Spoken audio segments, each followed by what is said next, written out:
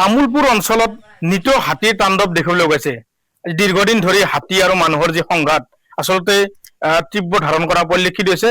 কিয়নো যে তামোলপুৰ জিলাৰ অন্তৰ্গত তথা গলবিলতো যোৱা নিশা কেইবাটাও পৰিয়ালৰ বাসগৃহ তেওঁলোকৰ ভাঙি লণ্ডভণ্ড কৰে। তেওঁলোকৰ যি কৃষি তেওঁলোকৰ কৃষি আছে, কৃষিবিলাকৰ তেওঁলোকৰ যি ফচল বা তেওঁলোকৰ যি ফল এইবিলাকত তেওঁলোকৰ আচলতে ক্ষতি সাধন কৰা পৰিলক্ষিত হৈছে। তেওঁলোকৰ ঘৰ দুৱাৰ ভাঙি তছনছ কৰিছে।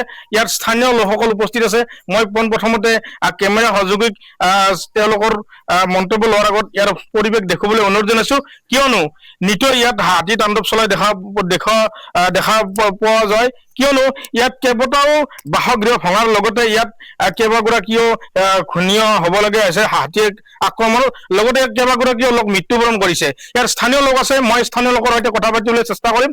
তেওঁলোকৰ পৰা কিছু মন্তব্য কি কৰিব নিতৌ হাতী তাণ্ডৱ চলাই এটা বিহিত ব্যৱস্থা লৈ পেলাই মানুহখিনিক এটা হেৰিত আনি পেলাই কৰ্ম সংস্থানত ৰাখিব পাৰে। নহ'লে আমাৰ এই অঞ্চলৰ এই গলবিল গাঁও বা এই অঞ্চলৰ আশে পাশে থকা গাঁওবিলাকত এটা বেয়া এটা পৰিৱেশ হোৱাৰ সম্ভাৱনা হৈ আছে। হয়, নিশ্চয় ক'ব লাগিব। কিয়নো ইয়াৰ স্থানীয় লোকসকলৰ যি ভাষ্য, আচলতে ইয়াত নিতৌ হাতী তাণ্ডৱ চলাই বহু মানুহ ইয়াত মৃত্যুবৰণ কৰাৰ লগতে ইয়াত বহু বাসগৃহ কৃষকৰ কৃষি ধন তেওঁলোকৰ বিনষ্ট কৰা পৰিলক্ষিত হৈছে। আন এগৰাকী ইয়াত স্থানীয় লোক আছে, মই তেখেতৰ ওচৰত আহিছো। কি ক'ব? হয়, ধন্যবাদ।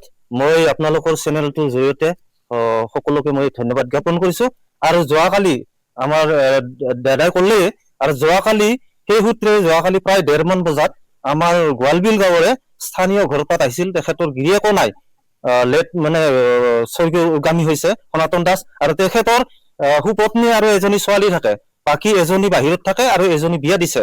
এজনী ছোৱালীৰ লগত তাই সুখে দুখে বা বিভিন্ন কষ্টৰে তাই এখন ঘৰ বনাইছিলে, ঘৰ সাজিছিলে আৰু ঘৰটোত থাকিছিলে। কিন্তু যোৱাকালি আহি আমাৰ বনৰীয়া হাতী আহি কেনেকে পাৰ হ'ল বা এই ছইল ডিপাৰ্টমেণ্টৰ মানুহ থকা স্বত্বেও আহি উপদ্ৰৱ চলাই তেখেতসকলৰ গোটেই কেমেৰা পাৰ্চন তেখেতে দেখুৱাই দিছে, গোটেই ঘৰ লণ্ডভণ্ড কৰি দিছে।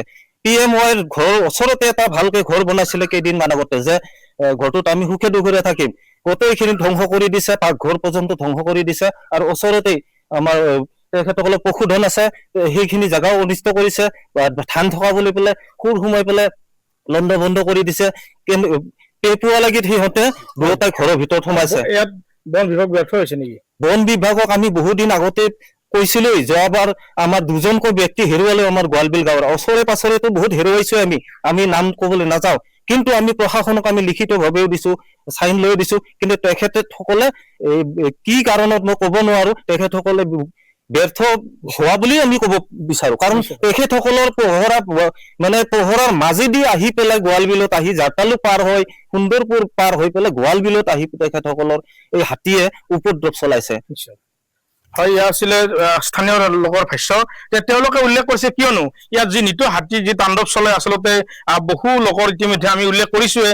তেওঁলোকে উল্লেখ কৰিছে, কিয়নো ইয়াত বহু মানুহ ঘূৰ্ণীয় হোৱাৰ লগতে মৃত্যুবৰণ পৰ্যন্ত কৰিব লগা হৈছে। ইয়াত আচলতে তেওঁলোকে ক্ষোভিত হৈ পৰিছে, কিয়নো এই যি হাতী মানুহৰ সংঘাত আচলতে ইয়াত বন বিভাগ ব্যৰ্থ হোৱা বুলি তেওঁলোকে উল্লেখ কৰিছে। আৰু ইয়াৰ আছিলে তামোলপুৰ জিলাৰ গলবিলৰ ইয়াৰ হাতী যি মানুহৰ সংঘাতৰ ইয়াৰ পৰিৱেশ।